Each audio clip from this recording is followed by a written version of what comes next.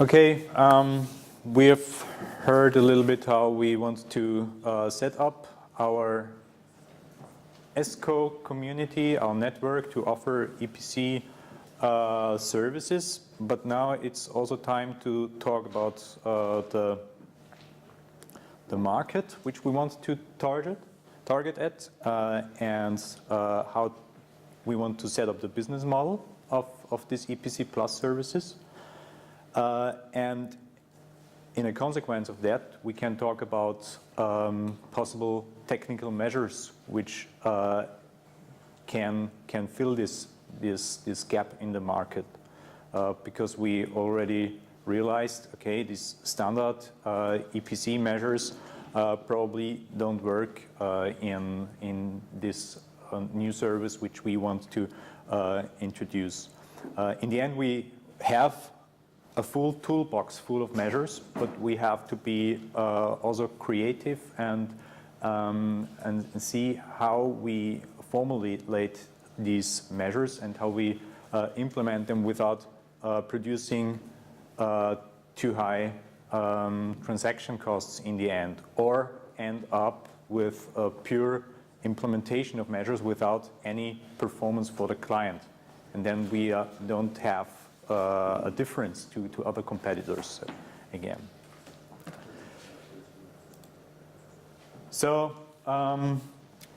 this is more or less a simplification of the market situation. We have on this axis you see more or less the service or guarantee level energy service can deliver, and on the other axis the project size. And we see, okay, a low guarantee level is the pure installation of measures, but there's no performance behind it. So the client gets the measure, but it's his own risk how this measure performs in the end. Then we have a little bit more advanced services like energy supply. Sorry, can I just ask all the presenters, maybe to stand to one side, we can't see what you're saying. Sorry, if I sit down? Better? Actually, you sit on one side, it's fine. On the other side, yeah. Okay, can you see? We have these services like energy supply contracting, or just as an example, pay as you save or shared savings, where the guarantee level is increased already. But another step of evolution in these terms is, of course, the standard EPC, where you have a full guarantee for your energy costs. On the other hand, these projects start a little bit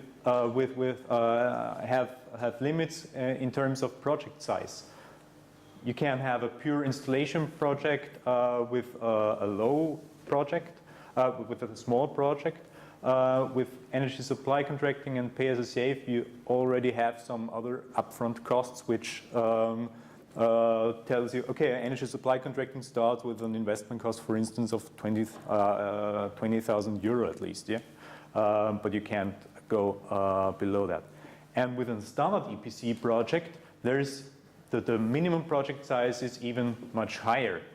In Austria, we say, for instance, you need an energy baseline of at least 100,000 euro a year to have to cover the upfront costs for the tendering process and for the auditing and so on. So the question is, no, wrong direction. What about this area? So we want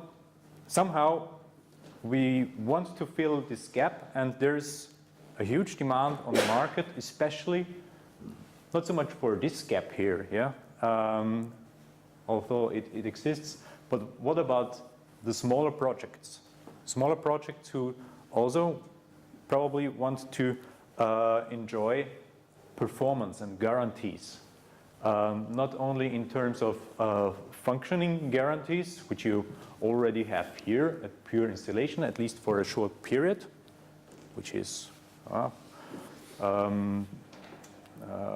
promised by laws, but then you have a functioning guarantee maybe for 2 years or 3 years, and then it's over. Then it's a risk of the client as well, again. But for long-term guarantees and also performance guarantees, you hardly have it here. So there are more or less 2 possibilities to fill this gap. The mouse doesn't work. So you can try to expand these simpler services and go to the right to increase the guarantee level or base your services more on comfort and so on. But it has its limitations. There have been different pilot projects to go into that direction, also to combine energy supply contracting with energy efficiency measures on the demand side. But it has these projects, these concepts have their problems, the limitations in terms of performance guarantee. Or the other way would be, okay, let's reduce the upfront costs of standard EPC to cover this area in the field. But of course, here we also have our problems. This is an issue which is tried on and worked on for, let's say 20 years. That period, how long we are working on standard EPC projects.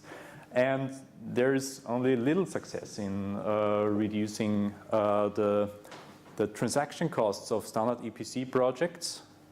And in the end, we always have our limits of minimum 100,000 euro per year.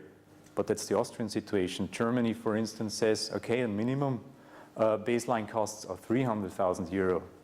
Berlin Energy Agency, for instance, they don't do projects below that.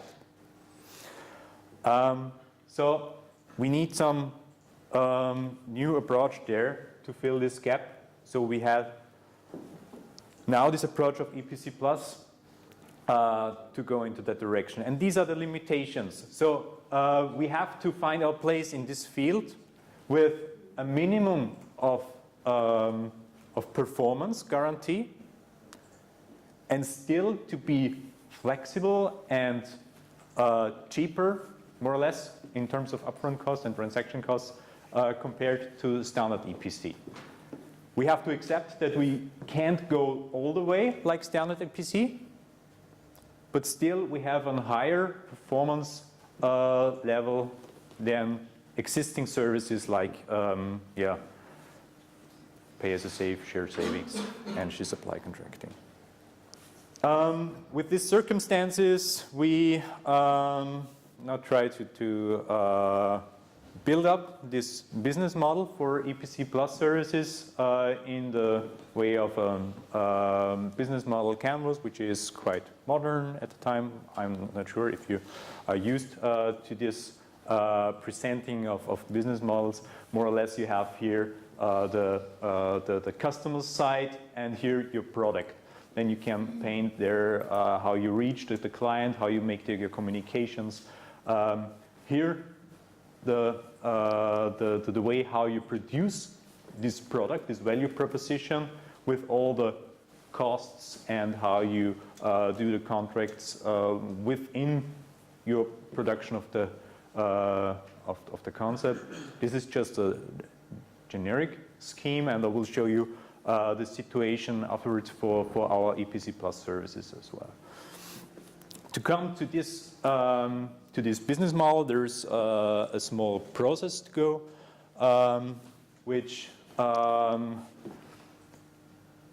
analyzes the tasks and problems of our customers, which have to be identified in the first run, and then what are their normal jobs which they have to do, and in the next step, analyze and estimate, of course, what could ease their life, what could take their pains away and get them some gains. And in the end, if you work this process from the right to the left, you end up with framework conditions and specifications for your product services. And this proposition in the end is to really have some value for the client. It's best to have one face to the customer, which, if I refer now to Eric's presentation, for instance, probably only works in a simple spin. Complicated work why the leading partner can be the face to the customer. Yes, but I would assume that there are more interactions necessary, and then probably there are more interfaces. But of course, if it works, even better.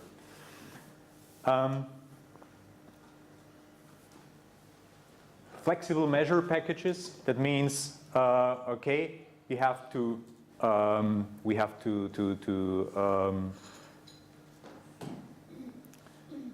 it can't be that strict like standard EPC ESCOs sometimes offer their services, being not able to react on certain customers' conditions means that sometimes some measures of your work package of your offer don't fit into each project. So there's some variety in your toolbox. And very important, it's not pure implementation, but it should be performance-based. And if the performance can't be approved, then of course the SPIN, the ESCO, has to take the risk.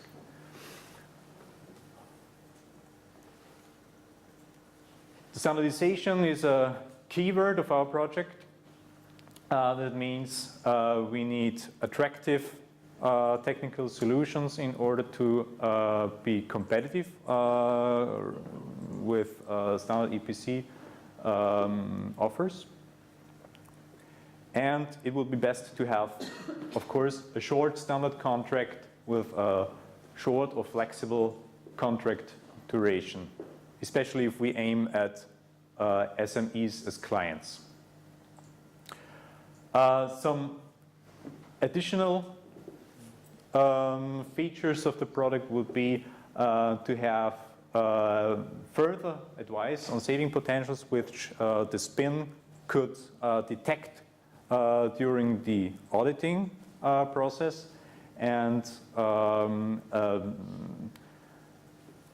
for free a reporting material for the client for internal or marketing purposes. So coming back to this business model canvas, which I showed you with nice pictures in it, we have here now our customer segment and this value proposition I was talking about on the last slide. And how to offer this service is a little bit more complex. So we substituted this part of the picture just through the SPIN constellation, no matter if it's a simple spin or a complex spin or a complicated spin. There's just now one example. Type B was the complex spin. Yeah. So this gives us also the preconditions for the technical toolbox for each technical measure, which we want to offer also within the EPC Plus project as easy to implement and to take over for other spins. So these measures need a high grade of standardization. These measures have to be measurable with an acceptable effort. That means we can't afford to have a complex simulation of all the improvements in terms of performance, of the performance, energy performance. In many cases, it's also very complicated to have a metering only through the main meter of facilities, because there are too many influencing factors, especially if it comes to SMEs, which don't affect which also affect the measures which we want to implement. But there are other consumers of energy, and the M&V process would be very complicated and very would take a lot of effort. Another precondition is these measures have to increase energy efficiency, of course, in order to reduce costs. It's not only about renewable energy, so this is one discussion we had already within the project. Renewable energies are measures which are acceptable, but only if there is also an impact on the reduction of energy consumption. Otherwise, we end up with energy supply contracting, and that's already on the market.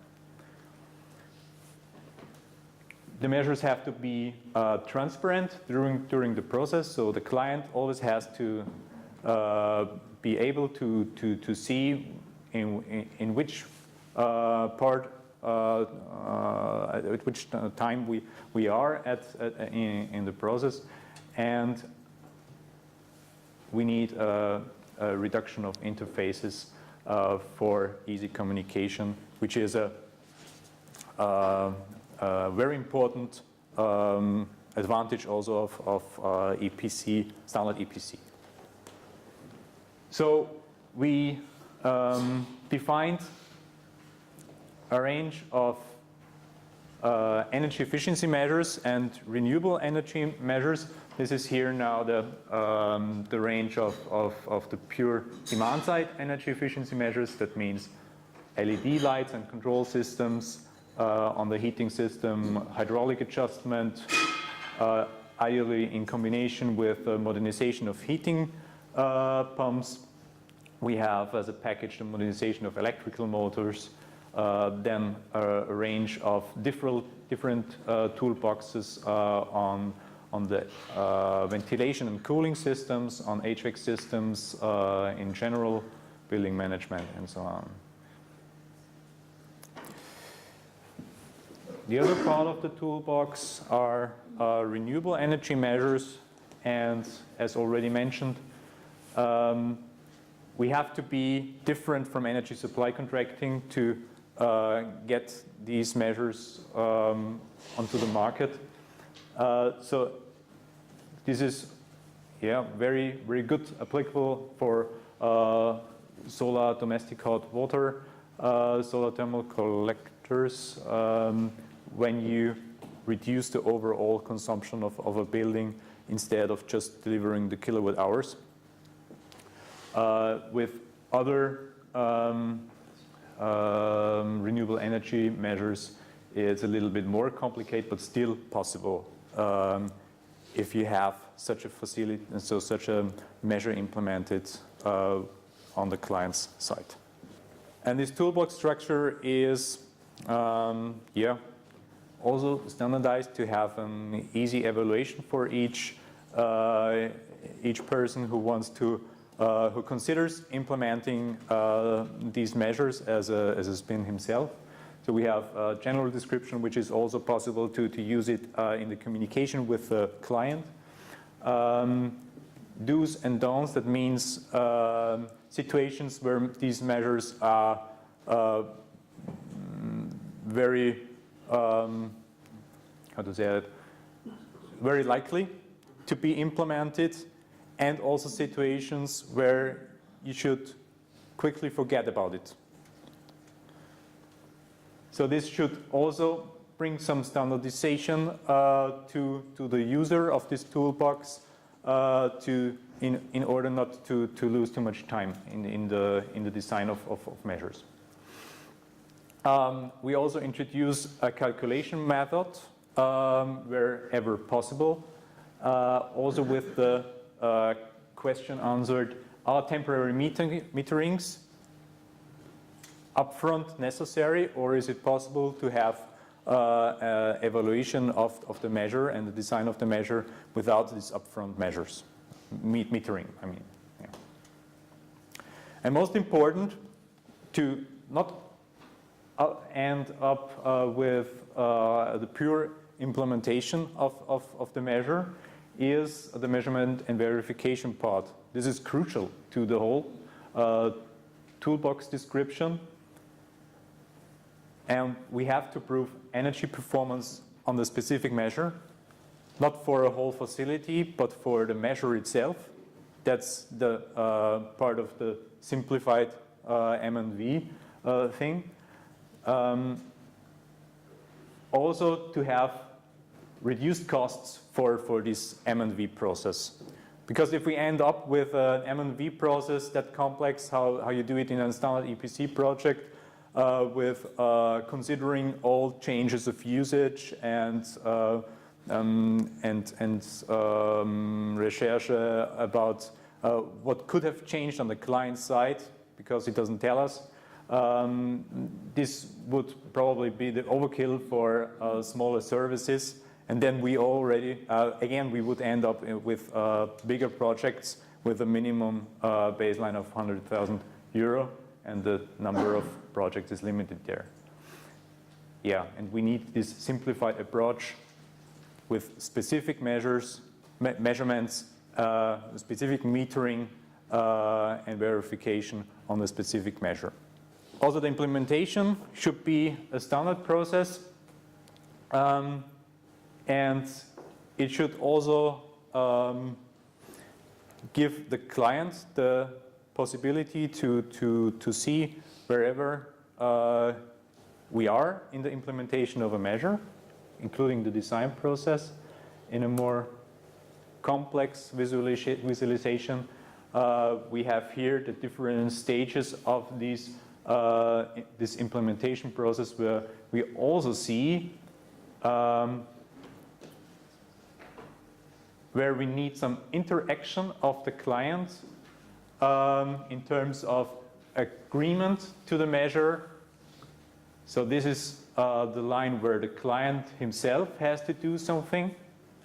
In this field here, the client is only informed about the